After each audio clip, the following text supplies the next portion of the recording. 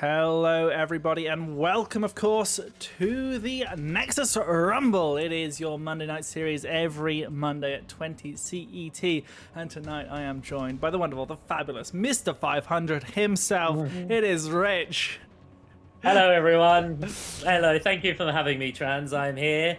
I am the 500 we all know and love. Well, I like to think so anyway, but that might just be me being delusional. But I am very much looking forward tonight to casting with you, my friend, because it's always a banger. So hopefully we'll have some good games. Absolutely, it is always a banger, and yeah, we've got our little match pool, our map pool even, and I've accidentally got the old one up here from last week, so we're scrambling around trying to find last week's map pool, but there was available to pick here today. Braxis, Holdout, Tomb of Spider Queen, Volskaya Foundry, Towers of Doom, and the last one is, of course, Battlefield Eternity. Some spicy stuff. Some spicy stuff. We can see some bands coming in already as well. We have nice and pronto on that. Yeah. So what of our bands here, Rich?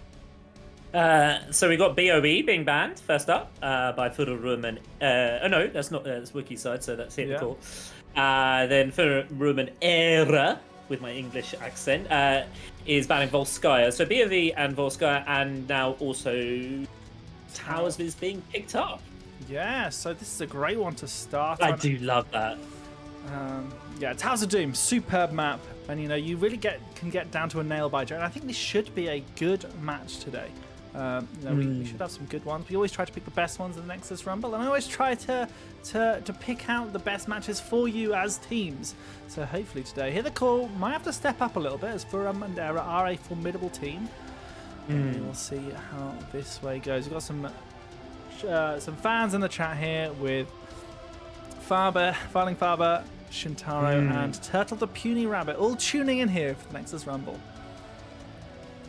Yeah, it's I love I love Towers, because I think for me, like in terms of all of the casting maps, if I could choose a map to always cast on, it'd always be Towers. Always, because like you have a bit of everything, right? Like the comp wise, you're very like open to pick lots of different comps. You can go like double support, you can go melee assassins, you can go hammer, like you can go like you can pretty much draft anything on that map. But also a lot of the time it goes late, so you get to see, and no team is ever really out. Like the Towers of Doom is the one map I think that you're never truly gone. Like there's a lot of maps, 3 levels up or 2 levels up or whatever. It's really hard to get back in. But Towers, you always have a chance. You always have a chance. Absolutely. And it's always so good to see those people come back when they've got that chance. Yeah. I think you almost see it breathe the life into them. Like they're like, right, we can do this. We've got that team fight post, we're on 1 HP, but we won a team fight. We can just keep winning them. We can do it. And it's great to see. So yeah, I'm hoping it's just going to be a close one. Either way, I'm not looking for a massive comeback here tonight, but I'll take it if we get it. Let me get you into the lobby as well. Oh, I see. It was a private lobby that no one invited me to. Oh no, I just missed it. Yeah, I mean I think like it's just like loads of lobbies created all at the same time. It always is with this sort of time of the Monday, right? So yeah, it should be a good one. I mean, like I know a lot about Fururum and Ahre. Played them last season, and they play some interesting stuff actually. So be interested to see what they do, because again, with the Nexus Rumble, right? Like you've got 2 options, or multiple options, but you've got a couple of options. You can either play the same sort of stuff that you want to play in your normal Heroes Lounge and practice it more. Yeah. You can also do it another way of, let's try out some different stuff. So like you see teams play like one game, they might be playing completely different stuff than normally, then switch back into a more comfortable one. And so you get some real diversity within the teams themselves and how they play it. So should be a fun one. Yeah, I do like sort of the aspect of the Rumble of, you can take it seriously, you can have it as a bit of a fun thing, but I think every team approaches it competitively, and I think that's sort of the main thing. You may go against some people playing some weird compositions, but they're always going to play their best, and I think that's the important part. And maybe you're there and you're like, it's not worth it because they're just fun comps. But no, those people who are playing the fun comps, they are still there to win in their highest competitive way they can. And yeah, some people take those heroes that they play in the Nexus Rumble back to the main season. Yeah, for sure. You just get to enjoy yourself. One thing I've just noticed as well, by the way, not to rank shame you, Transparent, but I am one level higher than you now. Exactly one level. Rich, how long have you been playing Heroes of the Storm? I don't know, 3-4 years, something like that. No, obviously, nowhere near as long as you, but one level higher now. Before we get this lobby going, it says I've been playing Heroes for 8 years. Yikes! And on your one, before they press go, it's 5 years. Oh, those 3 years wasted. Yeah, you could have been me, Transparent. You could have been me. Think of the levels you could have had. Such wasted time. You don't get levels for casting the Nexus Rumble, Rich. That's the problem. That is true. That is true. More time rumbling, less time. Yeah, it's true. Right. Well, we're gonna have to get these predictions up and around as well. We've got this here on Towers of Doom. These two teams coming in. Now, of course, we can't predict right now, so we're going to be giving you plenty of time to be predicting for either Firmament Era or for worse, Hit the Core / Worse Than Neptibus. I think they just Hit the Core. They're part of the Worse Than Neptibus group now, and there used to be so many of them. I get very confused. But yes, we'll have those predictions up and available for you very, very soon. So with your extra level of experience, Rich... Yeah. We're seeing Hogger ban. Sensible on Towers of Doom, do you think? Very sensible on Towers of Doom, especially if you play it. It doesn't matter what map you are playing, it's the disgusting hero. Yeah, I'm not surprised that goes. I think it's a fair one. I think Dahak will also go. It kind of needs to, like, if you play it even remotely, it's so good on this map. So Brightwing to Hacker, I'm calling it now. That's what I think will be done from the right side. Yeah, well, Brightwing has been gone here from Hit the Core. So yeah, you're absolutely right. These global heroes are being eliminated. So Hogger as well. You're starting to think about that off lane. There's Blaze available. There's Zul, Leoric. These ones who can double clear can be a point. But Johanna being banned is a little unusual. Not highly expected, but I think that's because Hit the Core have a little bit of a preference towards Johanna. And we have Kerrigan being banned. Very, very surprising. Nah, that's a target ban, man. That's a target ban. Is it Wesemir or Kazim? I can't. One of them, I know one of them plays it, and they play a pretty decent one. The same with Kira, I'm pretty sure. That's a target ban. And it's a fair enough, like, because I can't remember which one plays it on for Ruminator, but they're pretty decent on it. So they've done their research. They've gone, no, I don't want any part of that. And it makes a lot of sense. But the hacker's still open, but Valor got the first pick. Interesting. Yeah. You don't often see Valor first picked like this. No, not in the sort of highest echelons, and even in the lower rumble, Valor isn't as prioritized. But Tyrande, Murding coming in against that's not a combination I would say is superb against Valor. Tyrande does struggle sometimes, especially auto-attacking. If you start to trade with Valor, if you're in auto-attack range to sort of get people, Valor's often, auto-attacking you. So Tyrande may struggle to heal up here, whereas Malfurion certainly is a good pick for Valor. But we've basically ignored the meta heroes apart from Brightwing. Yeah. No Anduin, no nothing like that. It's just Malfurion and Tyrande. The two lovers of the healers have been picked up. Yeah, you don't see those two picked very early, and picked at all, let alone early.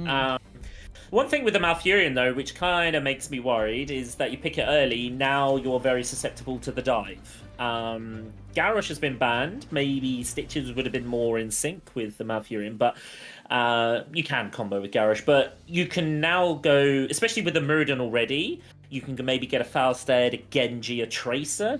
Like, Malfurion has a real tough time into that. So, kind of worry. If I'm the Malfurion player right now, I'll be like, this could be a bit trouble. I'm looking for burst. I'm looking for high levels of burst. And with Garrosh also being banned here, it could be a melee assassin that would get thrown around, maybe controlled by Garrosh. You know, the taunt can be a lot of hard work to go into if you're a melee assassin.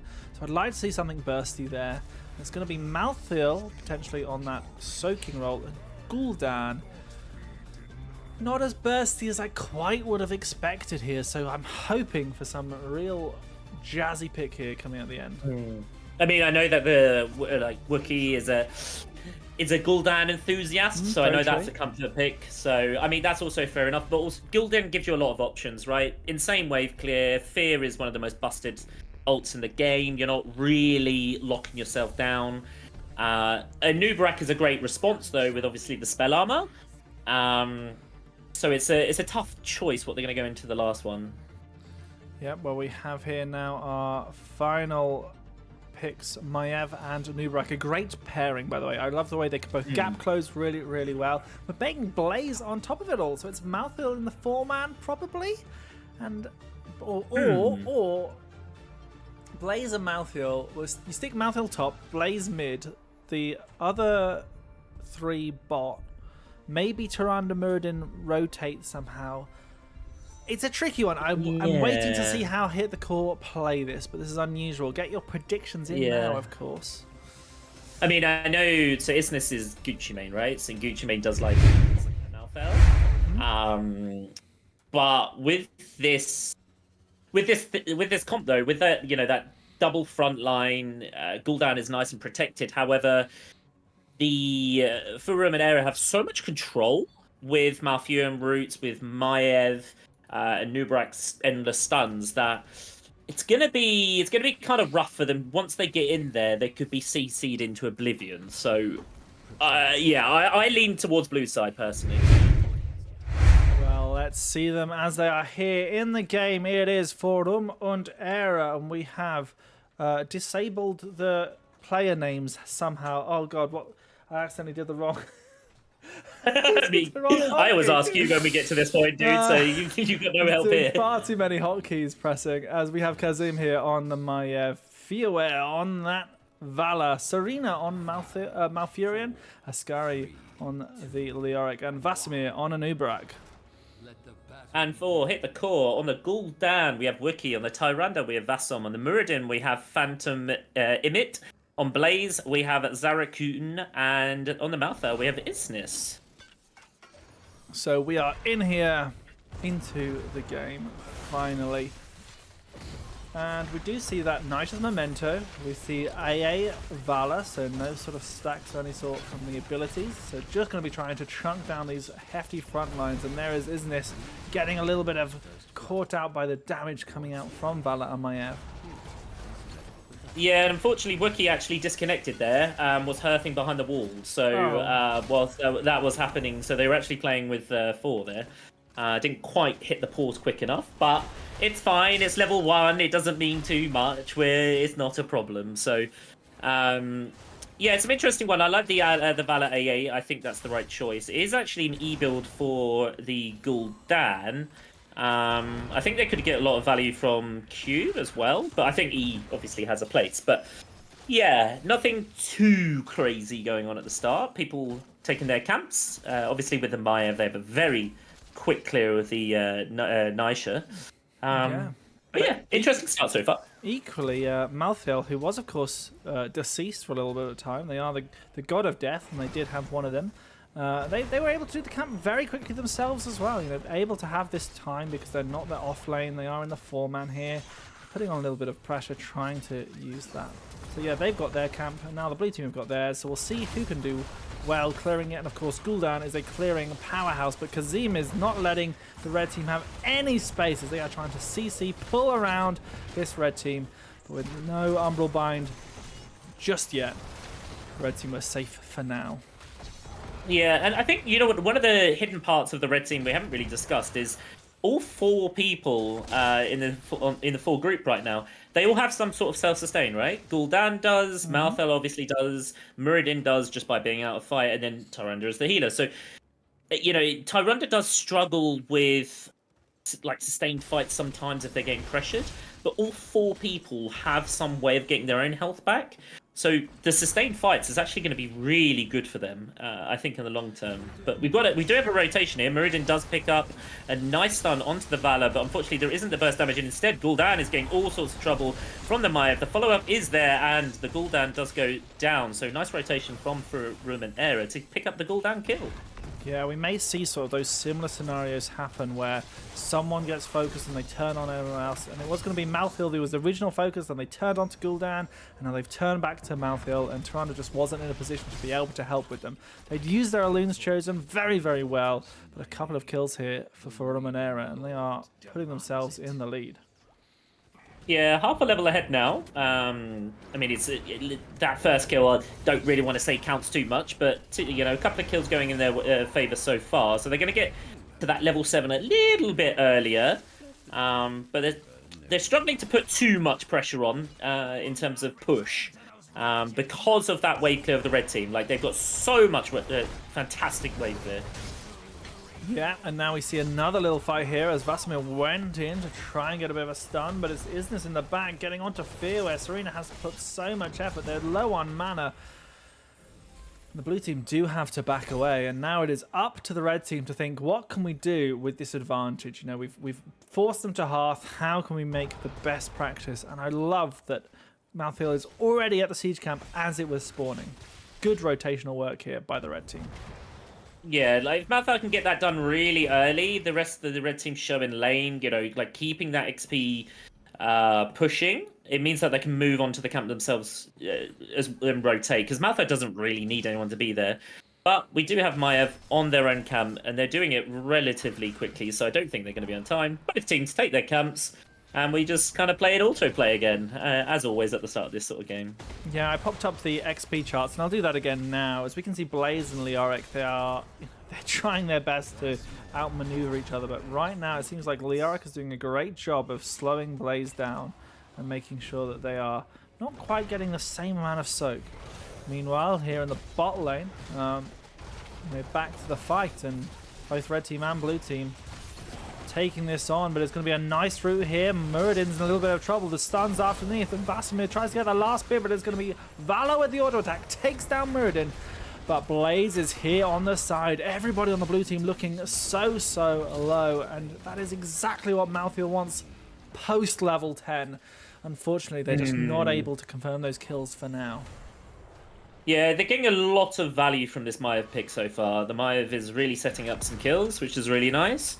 But I think a big power spike here is for the red team is 10, especially with Fear, where they're going to be able to isolate a kill or confirm a kill with again with last rites. But I say that before 10, Malthael has been stunned. Or saying that, Nubrak gets incredibly low. Blaze get a lovely stun as well, and now the blue team are being pushed all the way back. They're getting so low, and they really wish they were 10 for the Malthael, but just not quite.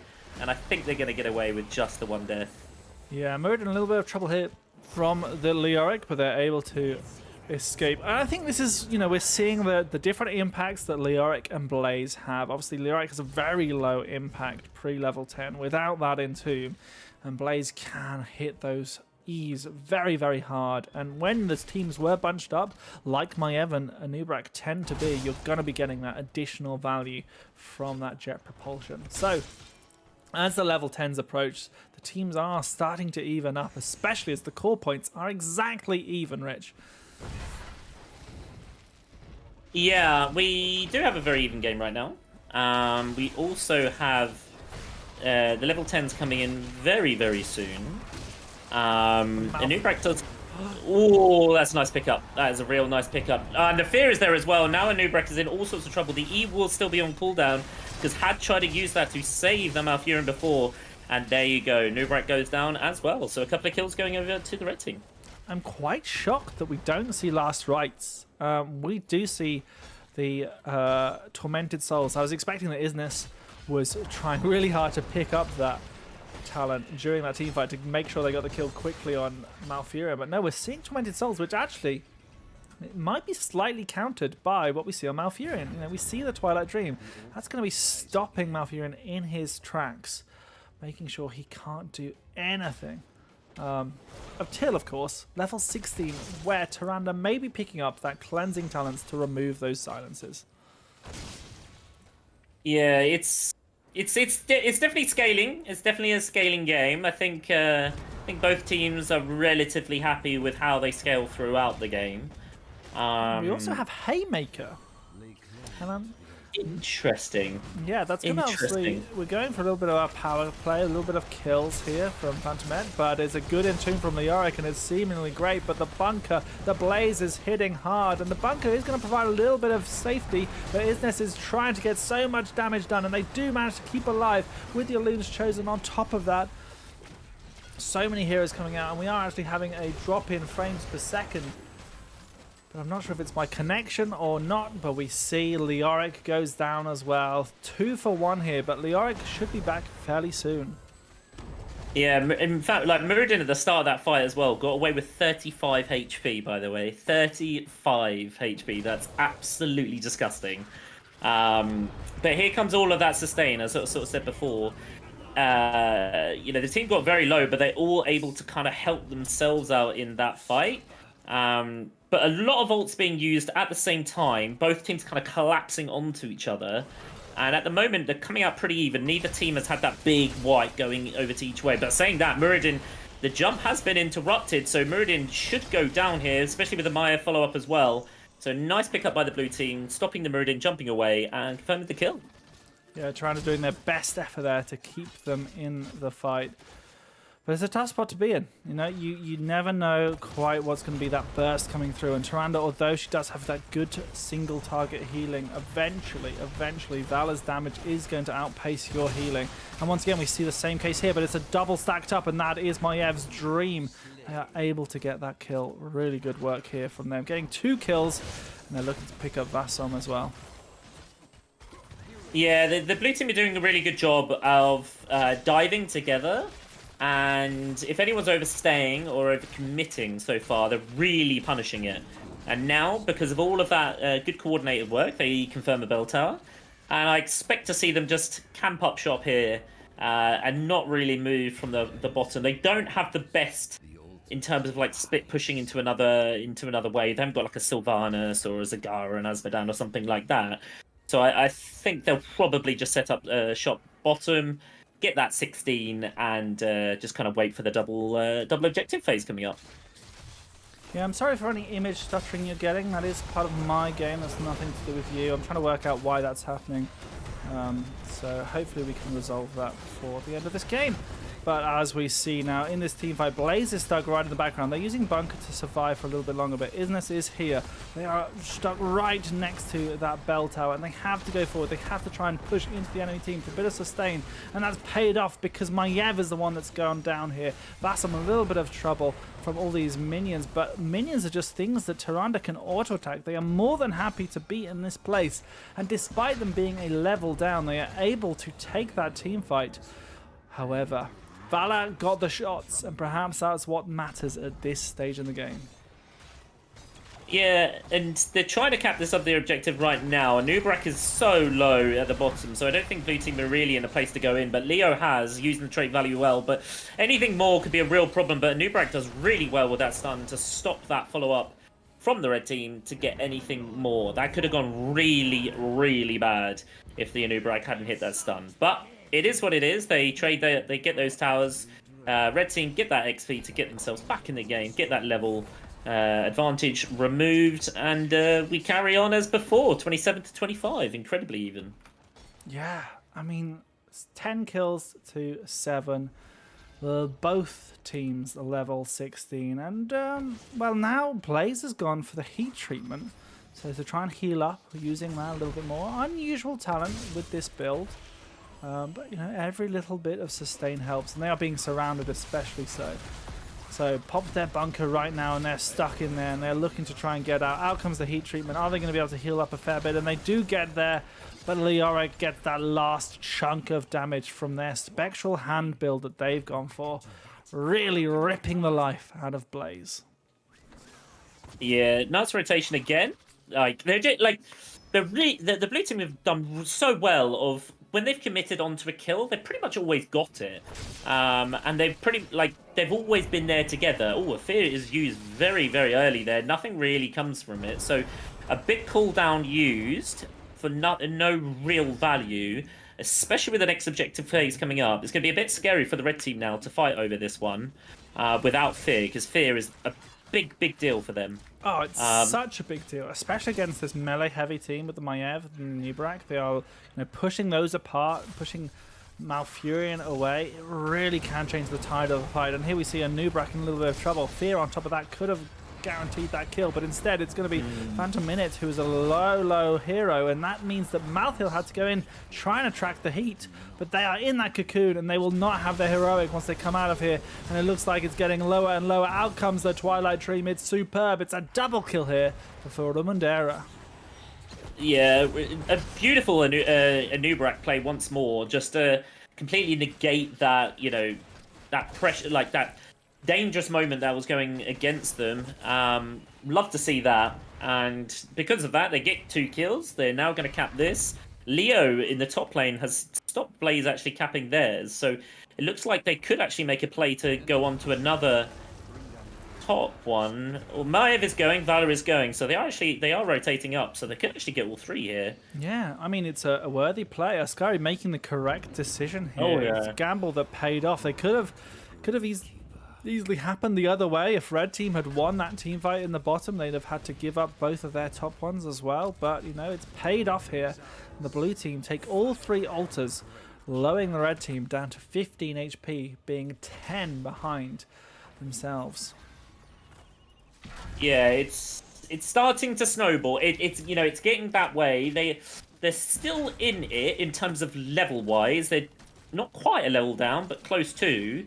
But it's definitely getting to that point where they're going to have to start to really play this a lot slower and make sure they don't just completely get wiped before 20 and they just lose all their XP on the map. But I say that, Meridian's going straight in there. Maeva's got a really nice Warden Cage onto the back line, and now Tyranda's in all sorts of trouble because the root is there, the tomb is there. Down goes Tyrande, down goes Gul'dan. Malthael is very soon to follow. Meridian has already used a Z, and so Meridian goes down as well. So there you go, worst case scenario, just realised there. 4 players going down for the red team, and the blue team going to take this bottom bell tower. They have 20. What do they do with it? Do they go to the boss? Do they just start to try and take other structures? What do you think is the best move here? Well, it was a phenomenal combination. I think, yeah, they've got to take this bottom one for sure. Boss, not really worthwhile right now. You're not getting too close. It brings them down to 11 HP. That's a triple cap, I suppose, but we've got a double cap coming up. If they can get one bell tower, this bottom one, maybe even the top one, it lowers the opponents down to a really deadly amount. But they are going for boss. Okay, they're not going for that top bell tower, which I think I would have preferred. But yeah, we're going to be lowering down to 11. There's 10 points available to be taken here in Shrines. However, the whole red team are up and available, so they may well defend this this right-hand side shrine. It's an all or nothing play, really, isn't it? You're not going to lose here, but Leo gets a really big silence tomb here onto Tyrande and the Muradin. They get pulled back in by the Maiev as well. The Muradin goes down, the Tyrande goes down. I don't know if they're really going to come out of this one alive. It's now 5-on-3. I say that, though, because things are getting very, very low on the Maiev. Blaze is still in there with a bunker. Massive E as well. But I think it's going to go down to this. So that is going to be 3 kills to 1, unless they get the Gul'dan as well. Anubrak coming through the wall. That's another kill. I think, yeah, Malthael wants to go down with the rest of the team. Does get a kill on Valor, but I think that'll be it. Yeah, they will be sleeping now. Oh, but they do get the Malfurion. They may be able to survive a little bit longer. Cocoon is available, by the way, throughout the whole fight. I think it was on cooldown a little bit. But yeah, Malthael down. Still not over yet. Blue team don't have time to take this top bell tower. And as such, they confirm it. And we are down to that 1 HP Towers of Doom game. So, yeah, comeback is real. There goes the Cocoon to just delay Malthael for now. I think he will be fine getting out of there, but it does mean that there's no kill. So yeah, they're putting a lot of their hopes onto the back of Malthael and being able to pop off on this on the Tormented Souls.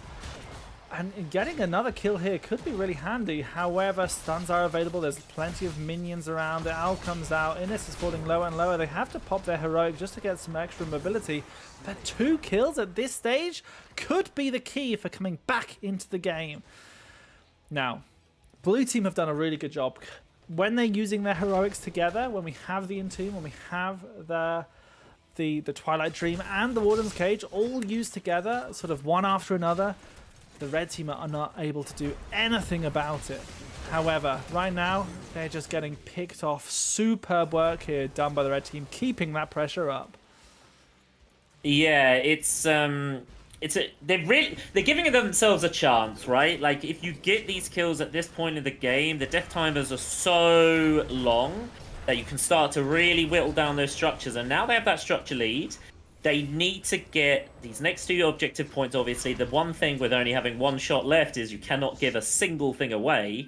But this game is very much open. If they can get some more team fights in their favor, or stagger deaths, or anything like that, they'll be able to snowball this game away from the blue team, and they'll find it really hard to get back in. Actually, even though it is 25-1. So yeah, we're incredibly close, regardless of what the score says. Yeah, well, basically, the red team just need to keep this pressure up, because as soon as a triple altar phase or a double top one, it becomes so much harder to be able to confirm those kills, to confirm the points against your enemy. So right now, nice and easy one. And out comes the Haymaker, which we haven't really seen much. And it could well be that Leo goes down, but it might take a long time. Muradin is chasing it. Meanwhile, Wookie and Isness are up here at the front trying to push them in. Yeah, they're doing what they should be doing. Like you said, trying to keep this pressure up. The only thing, you get to this decision point now, right, where you're like, do we stay here? Should we be looking at doing something else?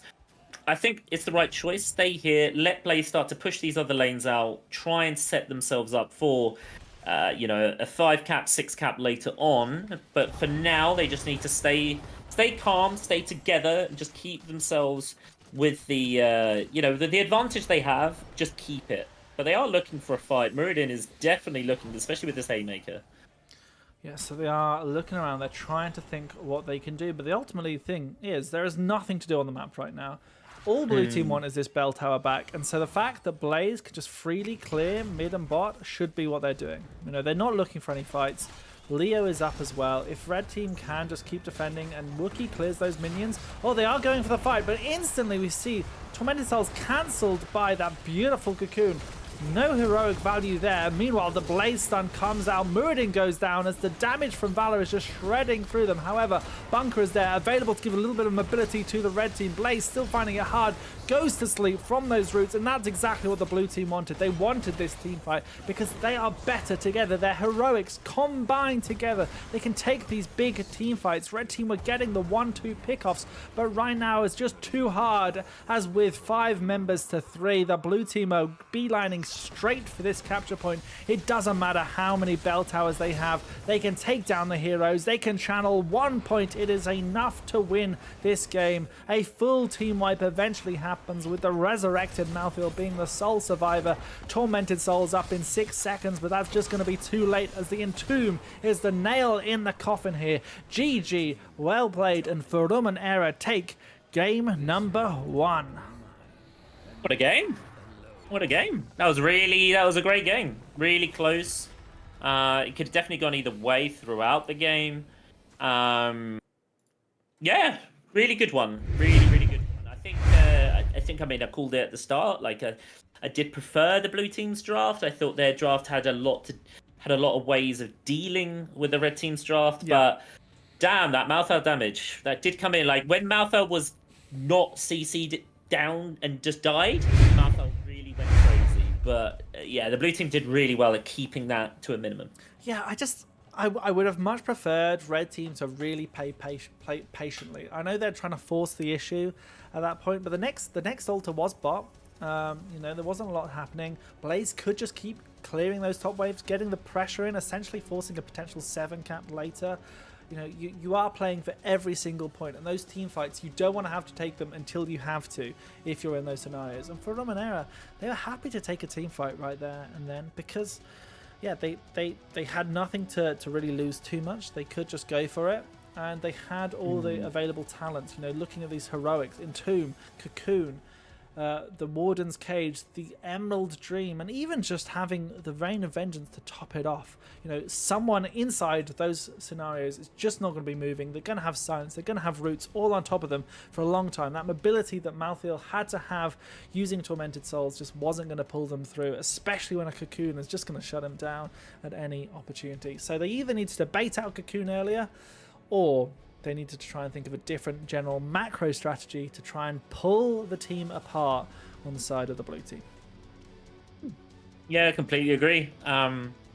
It's some interesting drafts coming through there. Some interesting drafts. Yeah, it could. I think it could have gone definitely either way. The red team was so reliant on fear, though. I think the fear either has to connect and like they get kills from it, or needs to be a really good disengage. Whereas the blue team had so many like micro setups, as it were, like with Cocoon, with Tomb, with Maiev, even the Malfurion route. So like there was so many like continuous ways of them setting up a team fight, whereas the red team they didn't have any major CC of like a team fight sort of scenario, right? Apart from really Blazer's stun. So yeah, really difficult, but I think in terms, on the overall, very even game. So I don't see how the second game can be anything but close, to be honest.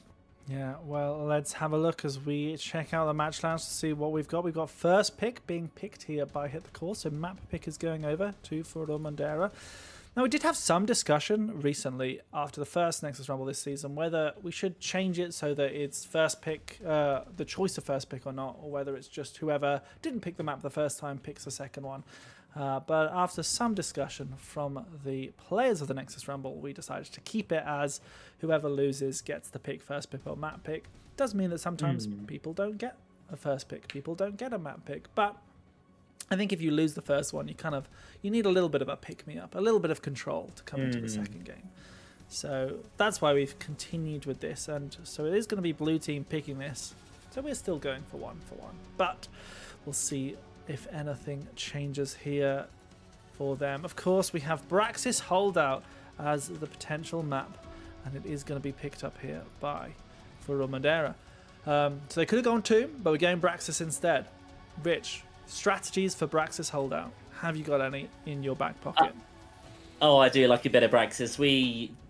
My Heroes Lounge team kind of made this our niche pocket pick last season, and really punished people for it. And what I love about the map is there's just so many different ways of playing it. So you've obviously got 1-4, you've got 2-3, you've got 1-3-1. And within those sort of setups, you can also go, like a heal top. So like 2-3, and like have two healers in the team effectively. You can have like a super roaming, like a 3 people, like Muradin, Lucio, Karazim, whatever. Or you can just do the conventional 1-4. Like there's so many different ways of playing this map, and the other team has to respond to that if you have the upper hand. And you can also change yourself. If you're like not winning the 4 or whatever, you can just switch it up. You can go 2 to the top. So I really like this map because I think there's so many different ways of playing it. But for me, the best way of playing this map is always going to be 1-3-1, rotating 3 people. They go up top, gank, go bot, gank, and you just rotate like that and force the other team to have to play how you are. I think one of the interesting... Oh, sorry, go ahead, Rich. And I was going to say, they may not have the draft for it. They may not have, Johanna doesn't want to be running around everywhere. So you can really punish drafts as well that have really poor mobility. But yeah. Yeah, well, I think, you're absolutely right. And, later on, once those forts get destroyed, the map is actually a lot larger than most teams expect. It takes you a long time to rotate from the bottom right keep back to the top middle point, so you really need to make sure that your draft's got some of that mobility, and some of those immobile compositions can suffer here on Braxis because trying to deal with those 3-man rotation going top or bottom, even then late game, trying to just adapt to where the enemy's suddenly going to be. If they're suddenly on the point, if they're suddenly trying to push at your walls, you've got to try and make sure you're nearby. We're going to see as these teams are getting ready inside the lobby. We'll have those predictions up and available again. We've reimbursed the points back to, well, we've chosen the winner for the last one, so you'll see it up and about very, very soon as we go into game number 2 here of our Nexus Rumble Lower Series. Yeah, very interested to see how this one plays out. Yeah, very, very interested. Because normally in Storm League, it's always best to have the last pick here because you get to pick the offlaner to counter the other offlaner. But again, like I said, you can completely negate that by simply just not doing a 1-4. But I don't know how these teams are going to play it. I know that for Rumina, they played 1-4 when they played against us. And we, like I said, we just didn't let them do that. So we'll see. But Valor is taken away. Valor did get a lot of damage and value out in the first game, so it's understandable. I wouldn't be surprised if we see similar sort of bans with like Hogger, maybe even Malthel. I think Malthel as a target ban is fair enough, honestly. Yeah, I mean, he's disruptive, but you've got the Cocoon to deal with him, so you can sometimes get away with it. But yeah, we're banning out Johanna, we're banning out Valor. I like the Valor ban, especially on this map. You're going to be suffering if you've not got a way to really deal with it. So good adaptation here by Hit the Core. However, they banned out the Brightwing last game, and then they banned out someone else. Can't quite remember who now. Yeah, same. I'm trying to. I can see you like trying to hint to me to help out there, but I can't remember myself. It was Kerrigan. Fair. Which is also fair because Kazim, is the Maiev Kerrigan. So I wouldn't be surprised if we see Maiev come back through. Honestly, I would not be surprised, and I feel for Hit the Core because Maiev is disgusting. So yeah, we'll see. So Gul'dan banned on top of all of that. And here we get the last sort of, the first picks here. So Gul'dan gone, a good pick here for Hit the Core. One of their sort of favourite heroes, apparently a great hero on Brax's holdout. Now banned out, it's going to be Junkrat instead. Oh, I was hoping there'll be a Junkrat because watching you play Junkrat earlier, so much fun. And Junkrat is great on this map, both in sort of the rotations, clearing waves, and also controlling those points. Yeah, it's pretty good. It doesn't definitely need something else to finish the kills off or get the damage in. So as long as you accompany it well, then it can be really good on this map. But Zagara and ETC, so both teams potentially can play a 1-3-1 currently, with Zagara and Junkrat being an anchor in the bottom lane. They're both just as good as each other, but Zagara comes out on top on that trade. But I think we'll get a lot more information in the next 2 picks, that's for sure. I'm very interested to see how these two play out. I'd love Hit the Core to sort of take a note here and say, look, if Johanna is banned out, we should have probably picked Junkrat quite a lot, because Johanna's one of the few heroes that's got unstoppable on command, so she can just run into those traps or run over those mines and really sort of negate a lot of Junkrat's utility. And so I think, for Ramonera, banning Johanna a lot, and maybe Hit the Core, they get Johanna banned against them a lot. Picking up Junkrat early on is a great adaptation for that draft strategy. So with Garrosh and Anduin though, people are going to get thrown around and pulled around on both teams, it seems, as Tychus is the ban for the blue team. Yeah, Tychus. Yeah, I mean, Tychus with Garrosh is a pretty standard sort of thing, right? It's very good. It would actually also help with the Junkrat. You can get a lot of burst going in. So I don't mind that ban at all. Makes a lot of sense. And then Brightwing. Brightwing makes so much sense. It's so toxic for the offlaner to know that there's a Brightwing on the map, because you can think you're winning a duel and then all of a sudden Brightwing's teleported and you're the one who's dead, and it makes you very sad. So good ban.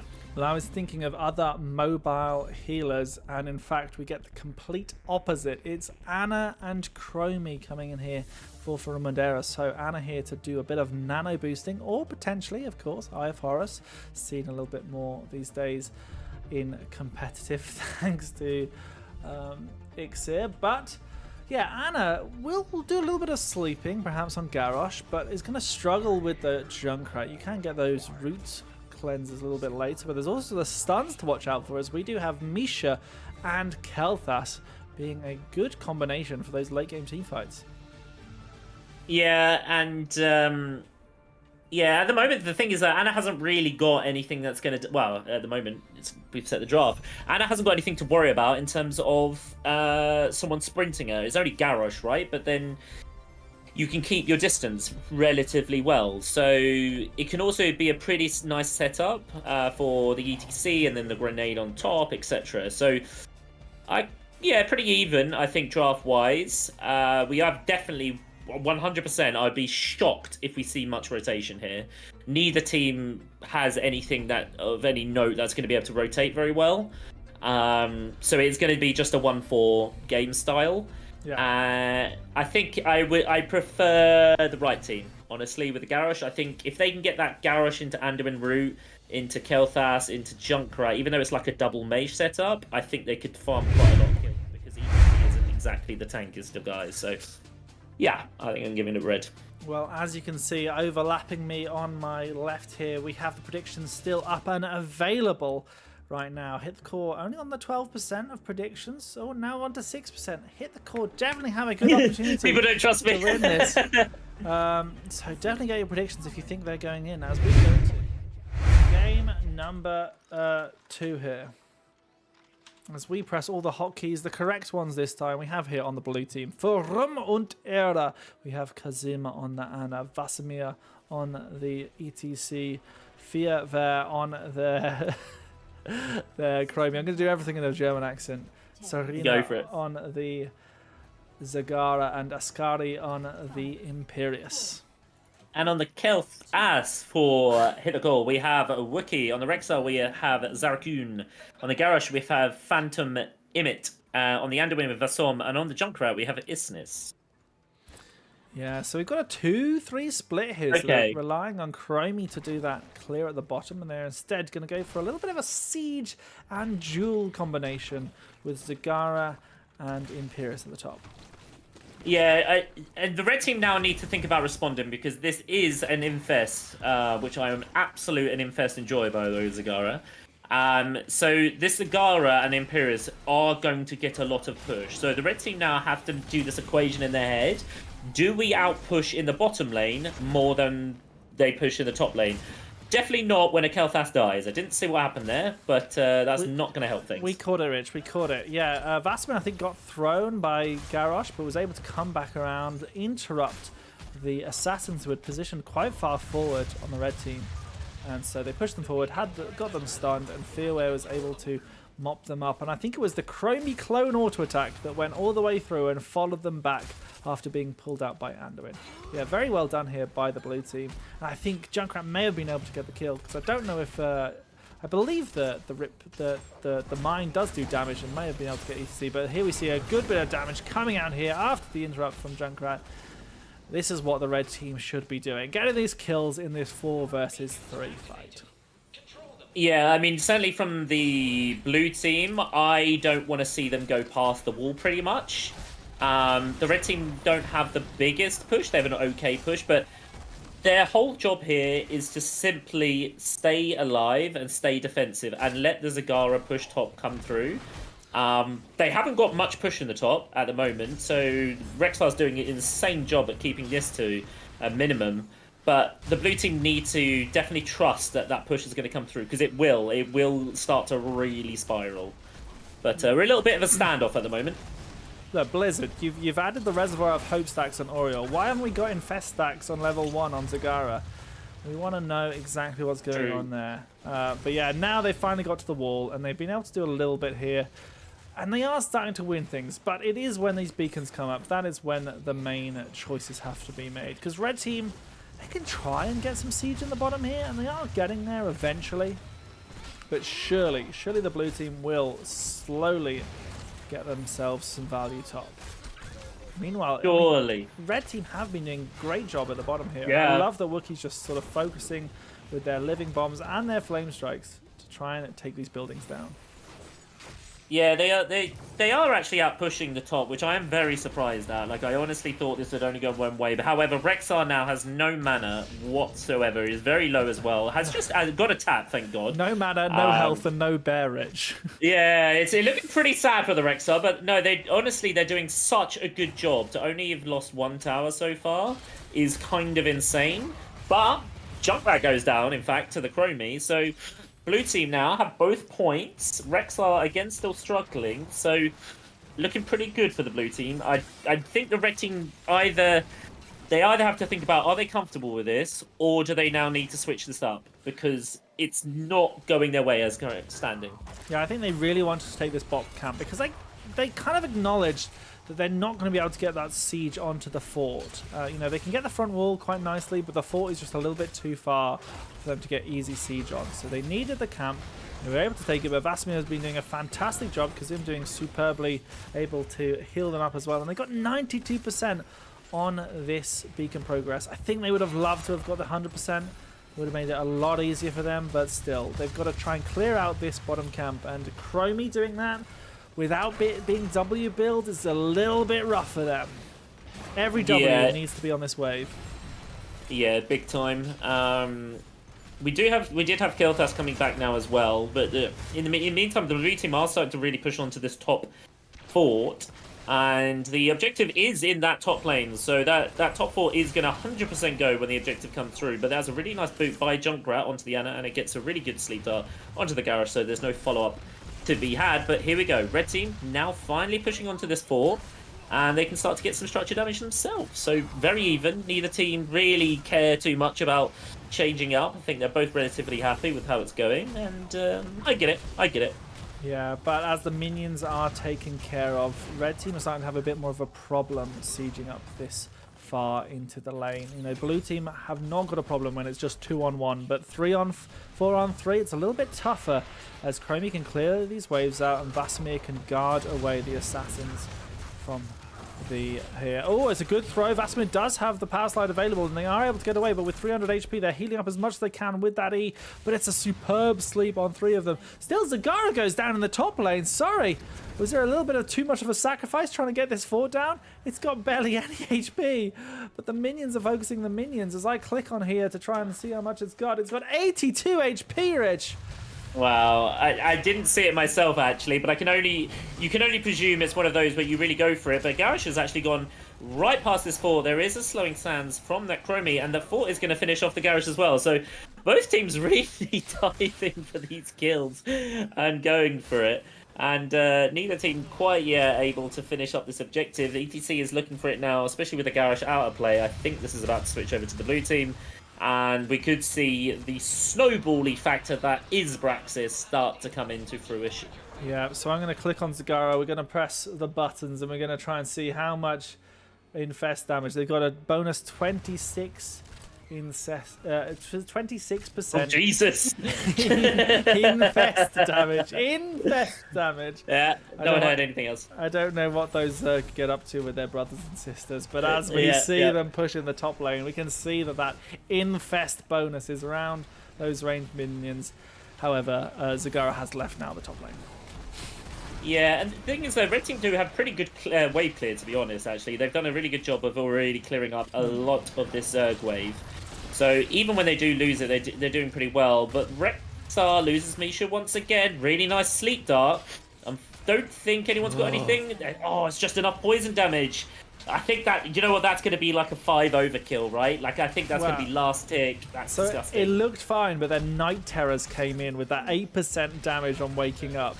That really put the nail in the coffin for Rexar there. But I love this rotation.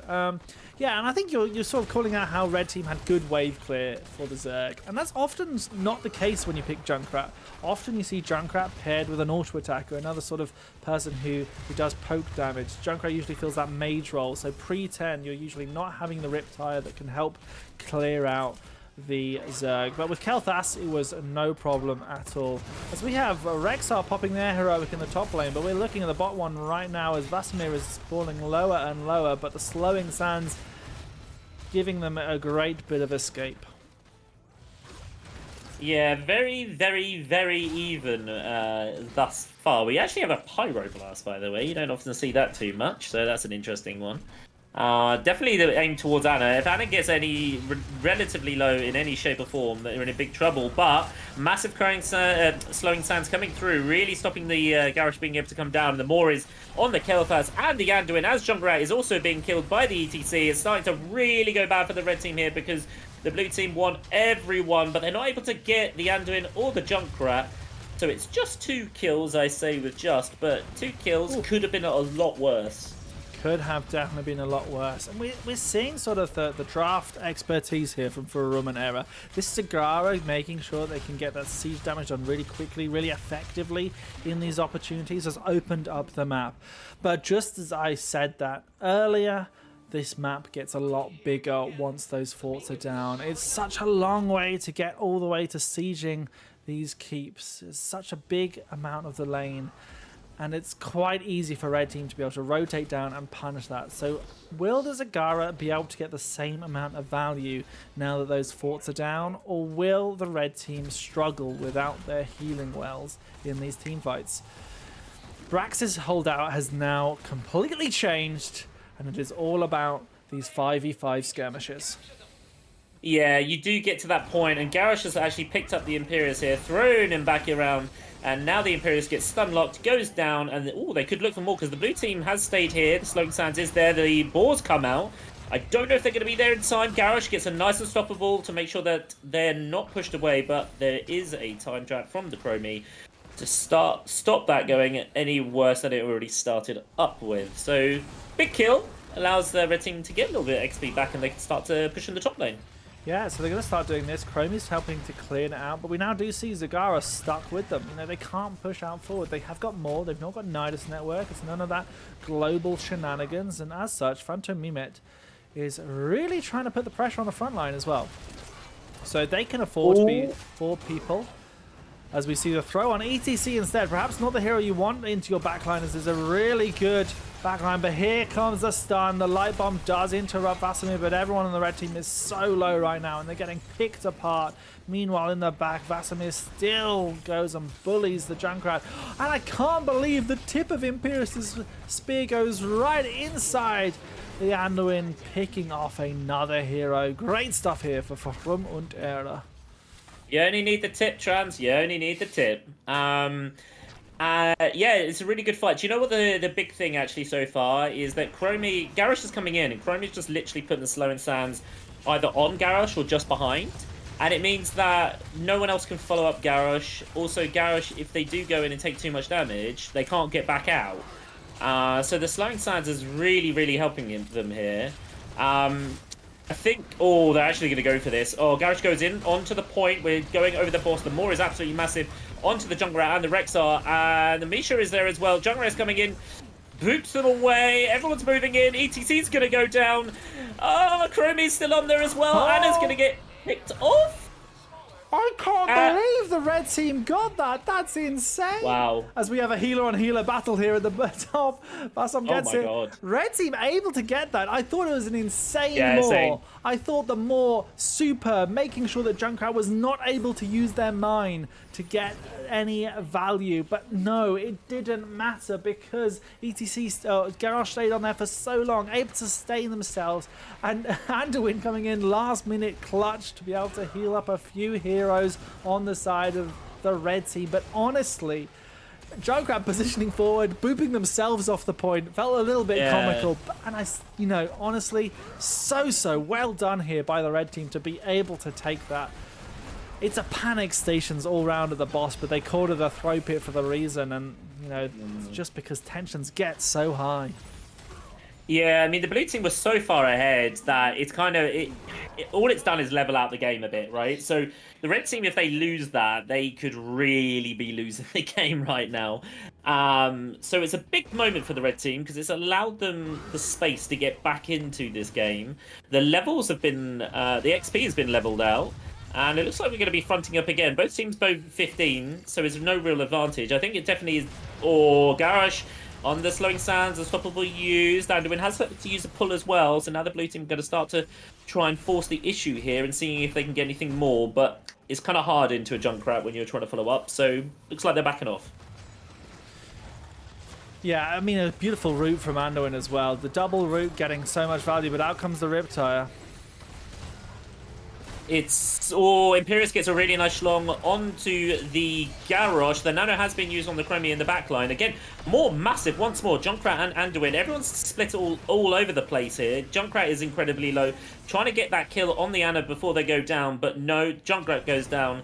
Rexar goes down. And it's just Anduin and the Kel'Thas left up. And the Imperius could get something more. Gets one more schlong. Can they get any follow-up? It's a nice route. Another nice stun.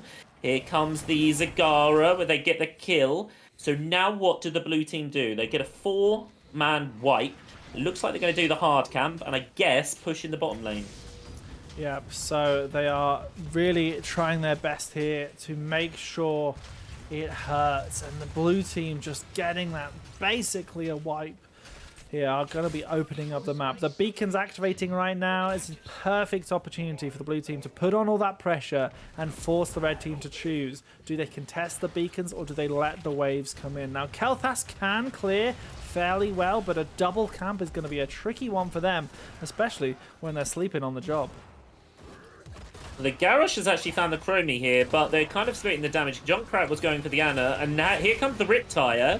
That could be enough, combined with the Kel'Thas follow-up. It looks like the Ana's going to go down now, but saying that, so does the Kel'Thas. And here comes a light bomb, nice light bomb to stop the ETC and the Imperius following up here. So again, 2-for-2 trade so far, but no healer for the side of the blue team. So I guess the red team over time should win this. But I was going to say, that it's a big moment now because Zagara's level 16. Zagara level 16 makes Garrosh's life complete hell. Garrosh really needs to be sure about stepping up. They can't just yeet in there because they all lose so much health to that percentage damage. Junkrat, hello? Ooh, it's okay, we're a W, we'll be fine. But yes, yeah, they overstep, they die, right? They overstep, they die as Garrosh now with the Zagara, so they have to be very careful. Yeah, of course, we are talking about this corrosive saliva, so that 1.75% damage from the Roachlings and the not the Banelings, but the Mutalisks. Yeah, it's really tough. I just want to note that we've got Purifying Darts from Ana, so it's roots and slows from Ana, not stuns, with the 50 armor. So it is sort of to cleanse the boars coming out, and also Anduin and Junkrat. It's a 50-50 sort of split of it. It is, isn't it? It's hard to sort of say. So I guess you've got Decimate as well in Garrosh. You've only really got the Light Bomb of any real stun that you're cleansing. So, yeah, well, I can see it. Kel'Thas and Bear? I don't know. There are a few stuns. Yeah, I guess so, yeah. Yeah, it's pretty even, actually. Yeah, it's pretty even. It's kind of hard to call, to be honest. I don't think there's a definite answer. Both have their ups, so... Yeah, I think, but you can go either talent, really. But yeah, red team, for the first time, having an advantage in beacon progress, and they are pushing onto this top point, which is currently owned by the blue team. So really one they want to get, and a route onto ETC is a tough space, but it's the throw onto Imperius that starts us off here. Moore goes onto the Garrosh. Bear, however, stunning out Zagara. Zagara trying to find something, putting forward with those ultras. But it's a 4-man mosh pit. So much damage coming up. The Nano Chromie as well, just eviscerating through so many health bars. Light Bomb not able to go off. Not enough health on the Anduin this time. A Kel'Thas picked up. Garrosh picked off, and it is 3 kills and a bear. And the Misha Tamer themselves, Rexar, only escapes with just 400 HP. Incredible scenes.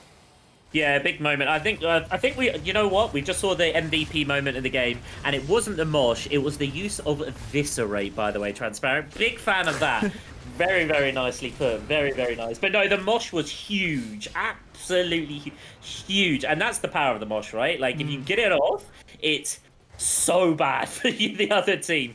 And they did. Oh, it's a big sleep dart. Junkrat is on all kinds of trouble now. Does manage to get the W. This is a cooldown reduction on W as well, so they could get away if they get one more. Oh, I guess they must have hit a minion or something. Yeah, they go down. Yeah, that's unfortunate. Junkrat thought they were safe, but Ana got a really nice sleep dart and allowed the team to set up. So level 20 into 18. They have the Zerg wave. We could be looking at game pretty soon here, especially with this boss, and the Zerg wave is on its way. Yeah, so down comes the boss, down comes the Zergwave, both in Oh the my same God. lane, and Garrosh's HP just goes. Oh my lord. We also have Death Mosh, so Vasimir is all more than happy to try and tank a load of stuff. But out comes Zarina. Zarina's falling lower and lower, and there is a really nice Pyroblast. That's going to be a lot of the push damage gone here from the blue team. Zagara, with all those Infest stacks, of course, they have got a bonus 63% damage on those ranged minions, but that's not going to matter as it's just Chromie and the rest of the blue team trying to push onto this core. However, it is Kel'Thas defending by themselves as best as they can. Still, the core health goes down. It's GG, well played, and it's going to be 2-0 to Farum und Ahre. That Garrosh at the end there, Transparent, if you don't mind me doing so, got eviscerated. Like, what the? I have not seen a Garrosh's HP go that quickly for a while. Jesus. Yeah. Yeah, great. It was a really, it was a fun game to watch, that one, because it was a 2-3 split, right? And the other team didn't choose, and I think rightly so. I think Junkrat going top is a bit rough, and Kel'Thas maybe even worse. And they decided to keep with it. Yeah. So it was a really interesting tactical battle. It was certainly tough, and but I think there's loads of lessons there to be learned by Hit the Core. I think there's so much stuff that they did right in that game. They got a few good kills. They got that brilliant boss pit win, and their composition was working well. They were taking even blows in a lot of the team fights, but it's just every so often there was just a couple of things that was destroying them, and that more from Zagara's really zoning out Garrosh, allowing ETC to push forward, get those mosh pits, and turn those fights around. But definitely don't think that the 2-0 scoreline gives an even way of comparing it. No, I completely agree. It was very, very, very even. Very even. I think I'd say for Farum and Ahre, it feels like you can tell they've played together for a long time because they very much played as a unit, pretty consistently. There wasn't really anyone. I didn't feel like there was anyone that got caught out as much. So yeah, great games, but I think they probably had it on the whole. Yeah, well, we are going to go straight over to our second series. They're ready. I believe some of the teams here are a little bit later ahead. They're +2 rather than just +1 in eastern side of Europeans. So we are a little bit behind in schedule for them. They want to try and polish these off. So let's get into the game number 2. I know game number 2 is going to be, of course, as I set it up, it is going to be Unleashed versus Always Late.